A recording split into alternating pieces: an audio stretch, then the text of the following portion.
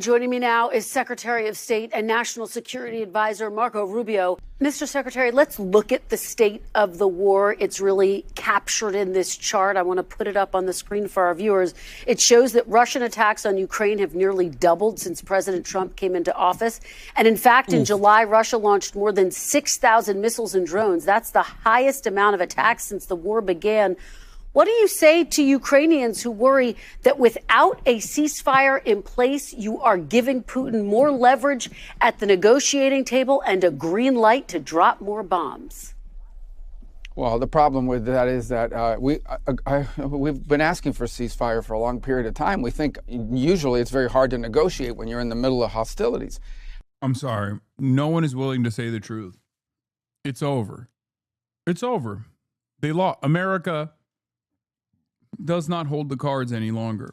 These guys are at least trying to entertain the reasons, like the different reasons as to why they are trying to concede to every single maximalist demand that Putin is making by removing their own personal responsibility or removing the American government's responsibility, at least under this administration. But Russia holds the cards. But why not impose more sanctions on them and force them to agree to a ceasefire instead of accepting that Putin won't agree to one?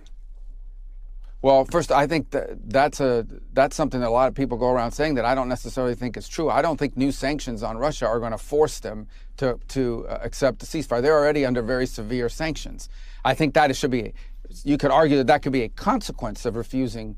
Well, I'm telling you, it's because you can't sanction Russia any more than you already have. You have to start sanctioning your allies. That's the reason why I said it's over. Mother of all sanctions, weapons transfers to Ukraine, all the tech, and Russia still just kept sending human waves over and over and over again and bludgeoned their way into the battle lines that they have arrived at now. At this stage, there are additional sanction packages that you could implement, which would be threatening India, because India is one of the countries in the region that is allowing Russian oil and gas to enter the market. India is the mediator, right? So that would basically shut off a big chunk of the Russian economy. The problem is, I don't think anyone would be on board with that because we have, we've already sanctioned so many countries.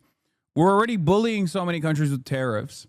And on top of that, what are you going to do? Make Europe not buy Russian oil and gas by way of India? I don't know if they would be able to withstand the domestic pressure that comes out of that, the price shocks that they already withstood. If you sanction everybody, or if you alienate everybody around the globe, then you're only sanctioning yourself. Trump trade advisor Peter Navarro wrote a very hostile op-ed in the Financial Times today, targeting India over its purchase of Russian oil and threatening the cessation of technology transfer and other retaliatory measures. The thing that does not make sense is that if the U.S. is anyways interested in rebuilding ties with Russia, why is it so offended by India purchasing Russian oil? There's a significant hostility, which may be explained by frustration over India declining to reduce protectionist measures in its own economy and open it up to U.S.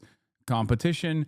I think the other side of the story is that this is in the cards for America. It is the nuclear option for the last remaining sanctions package that they could apply. The problem there, however, is that just like they went in and thought, oh, we are going to cause a significant defeat for the Russian military here by using Ukrainian manpower and failed to do so, the alternative is the acceleration of American demise even further if they try to push for a sanctions package on India and then they force India into Russian arms by doing so. I think it's a dangerous proposition for American, the continuation of America as a nation state in the global markets, where you're just like, oh, we're going to sanction India. We're going to sanction Europe for purchasing Russian oil and gas. But we're gonna sanction India for being like an entry point for Russian oil and gas into the global markets. When you do that, well, India is supposed to be a major role player against China, major bulwark against China. India is supposed to be your big ally there, a manufacturing hub that you could transfer over to if you want to forcibly remove trade relations that other countries, other allies, regional allies and international allies alike have with China. You got to move them to India. But if you also are entertaining the notion of like crippling the Indian economy, then you have no cards remaining. This is why I keep saying we don't really have the cards. America does not have any of the cards any longer.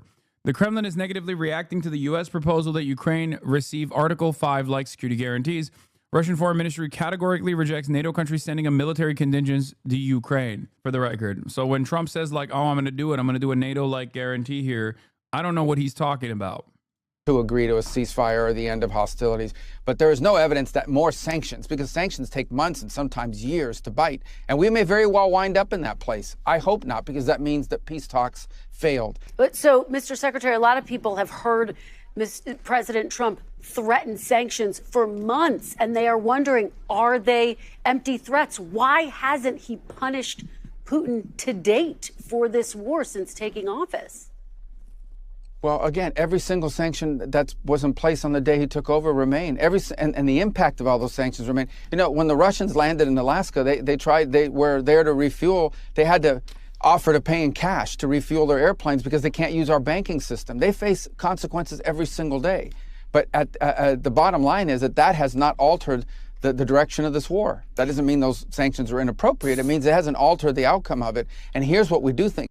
I mean, this is as close as you're going to get to an American head of state or a secretary of state openly admitting that the sanctions amounted to all for Russia. He said it. For foreign adversaries, sanctions like that only hurt regular people in these countries, and they're not exactly as harmful for like the governance in general. I mean, if they worked, they would have worked in Cuba, or if they worked successfully, they would have worked in Venezuela. All it does is just destroy people's livelihoods. Sanctions only work on your allies, okay? Foreign adversaries, for the most part, have developed their economy entirely around avoiding American sanctions anyway. I mean, Marco Rubio is openly admitting that the sanctions didn't work in terms of thwarting the Russian invasion. Didn't you hear his anecdote? The Russians had to use cash to pay for fuel, cash, Hasan? No, he's literally saying, we have the insane sanctions against them. It's not working. They have to do this embarrassing thing where they have to pay for cash for the fuel. But even then, it doesn't matter. It literally hasn't worked. He just admitted that. Is important, and that is that we end this war. To end this war, you have to be able to engage with the Russians. As much as people may not like it, as distasteful as people may find it, the only way to end this war is to get the Russians to agree, as well as the Ukrainians, but the Russians to agree to a peace deal. And the minute you issue new sanctions, your ability to get them to the table, our ability to get them to the table, will be severely diminished. That moment may arrive. But when it comes, what you're basically signaling is there is no opportunity for peace at this point. So just let's put on more sanctions and allow more people to get bombed and more people to be killed. And that's what we're trying to stop. So, Mr. Secretary, what will Russia have to give up? What concessions will Russia, the aggressor, have to make as a part of this peace agreement? Well, that's what these negotiations are about. And as you can imagine, everybody goes into a negotiation wanting 100% of what they want. That includes Ukraine, but obviously the Russians. And the only way to reach a deal on anything, whether it's in business or in politics or in geopolitics, the only way to reach a deal is for each side to get something and each side to give something. And that's been very difficult. If it was easy, this wouldn't have been going on for 3.5 years. Understand, the longer these wars go on, the harder they are to end, unfortunately, because one side is... What's Russia giving up? This is what I mean when I say they're just like not being honest. And I almost understand why they can't be honest. You can't have the Secretary of State of the United States of America just be like, we lost, we're losing. There's nothing we can do. What do you want us to do? Sanction the entire planet for continuing to get oil and gas from Russia, an OPEC Plus partner, draw further enmity towards the United States of America? We lost. We thought we could have pushed Russia. We thought we could have collapsed their economy. We thought we could have purged their forces from Ukrainian borders without expending a single American active duty combat service member, was simply weapons transfers to Ukraine. Understand, but you're talking about, to be clear, a supplemental bigger than $24 billion for Ukraine, and that's going to pass in 45 days. Oh, absolutely. You know why? Because we need it. We haven't lost one soldier in the Ukraine. We spent less than 5% of our military budget. 50% of the Russian army has been destroyed by the Ukrainians. They would be at Crimea already if the administration hadn't been so slow in giving weapons. And it was an abject failure. And now here we are. In a weird way, I feel like this is like their attitude here is basically, if we don't do it now, we're going to have to do it 3 months from now, 4 months from now, 5 months from now, a year from now. And the battle lines will look even worse. It's basically a way, it's in a way not dissimilar to the immediate off-ramp that Ukraine had in the beginning when they were able to successfully push back the Russian force from Kyiv. There was a point in time where Ukraine had more leverage than it does currently. If they had taken that deal back then, Ukraine would be in a much better predicament. They didn't. They pushed. They said, we can continue supporting Ukraine militarily. We can see it out all the way to the end. And in that time frame, Ukraine lost more civilians, Ukraine lost more soldiers, and Ukraine lost more territory. So now what remains for the Trump administration to do here is to come to a settlement with Russia that doesn't actually embarrass America too much. You see what I mean? Even down to the mineral deals that Trump is putting together for American extraction. How much minerals exist in Ukraine? It's not a whole lot. I think that's just Trump trying to present it as like, no, we get something good out of this deal too. We get the over Ukraine as well, because it's not our war. It's Ukraine's war. They just want to pick apart the remaining, the remainder of the country for scraps, and to make it seem like they didn't take a fat L. America, I mean, they didn't take a fat L in this because they tried it and they lost. So now they're like, no, we're getting something out of this. That's what it feels like, in my opinion. This is not about saving Ukrainian lives. This is more so about how much of a runway we have remaining with two different proxies taking place with Israel and with Ukraine, and with a lot more interest in defending Israel than defending Ukraine, and a lot more interest in helping Israel commit ethnic cleansing in Gaza than defending Ukraine from Russian interests. And also the persistent fears that, like, if China were to do something, they would have they would be caught with their dicks out pissing against the wind in this moment. Because remember, missiles are not an infinite resource. You have to make more missiles. You have to make artillery shells. You have to make more tanks. You have to make more drones. And it's obvious to me that America does not have the capability of continuing to steadily supply Ukraine and Israel at the same time with the same intensity, and simultaneously have Ukraine engage in this war of attrition that they are obviously losing, because their problem is much larger than the weapons that they're receiving, but instead the manpower that has diminished. Is always looking for leverage on the other, in this particular case, the Russian side as well. And so I think that's the core of what we're trying to work through here. That's why Zelensky's coming tomorrow. That's why European leaders are coming tomorrow. That's why the president called them from the airplane, spent 2 hours in the middle of the night talking to them. And that's why we've been engaged with them every step of the way, is we are trying to find what can we get to that both sides can agree on. And it's been difficult. This is a hard issue set, but we're dedicating a lot of time to it. And the president deserves credit for dedicating time to it. And I understand that these negotiations are ongoing, but can you name one thing that President Trump is asking Russia to give up in order to get peace? Well, I'm not going to disclose those things because because they don't exist. There's literally nothing, because you can't. Also, apparently Donald Trump interrupted his meeting with the European leaders to call Putin. He's like, Vladipoo, I'm calling you right now personally from my cell phone. I miss you. I'm with a bunch of these gay woke Europeans. I hate them. I miss you. You're so bold. You're so brave. You're not like those wokes. So here's the bottom line. We all know what the elements of such a deal. There has to be talk about what the territories are going to look like, and what the border lines are going to look like at the end of this conflict. There has to be talk about Ukraine's legitimate desire for security in the long term, to make sure they don't get invaded again. There has to be talk about how Ukraine is rebuilt, and how do you rebuild a country that's been attacked as often. What is this? Hasan, you say they can't do anything further to sanction Russia or get an upper hand, but their low-key is law? Explain. Because if you say India, again, India is more important to American global dominance right now than ever before. The reason why I say it's like the nuclear option for sanctions is because it would actually cook us. You're right. It would cook the Russian economy, right? They're done after that. The problem is it would destroy the global economy in general, which, I mean, Trump has entertained that for his own personal ambitions, like with the tariffs and shit. But basically, it would alienate what remains of the allies that America has. Because walk through the steps of how you would engage in this, right? Like you have to sanction India, or you have to sanction what, like European countries with no meaningful alternative to Russian oil. I'm fairly certain that many of these European countries would not be able to overcome the domestic instability that would cause, because a version of this already happened with Russia's invasion of Ukraine.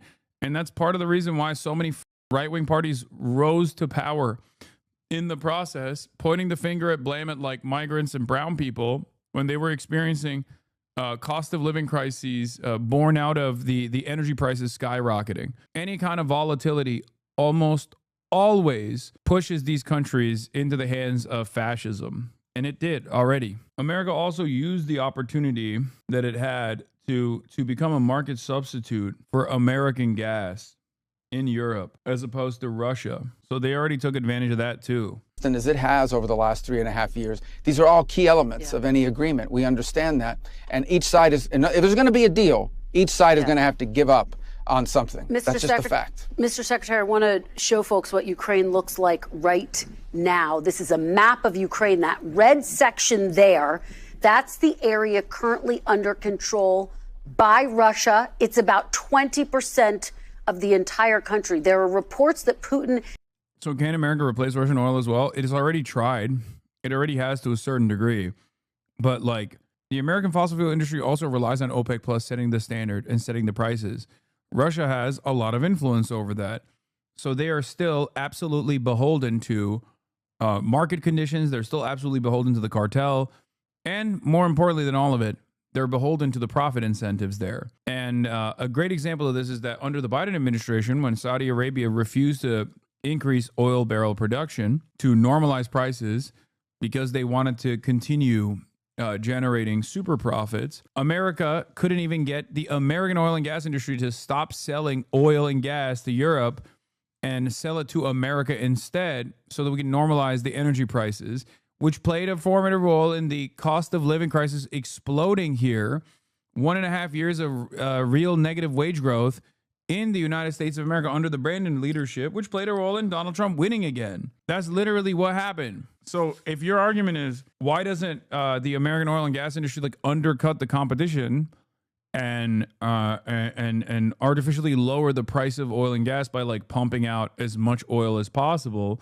I don't even know if they have the capability to do that. I don't even know if we have the infrastructure ready for that.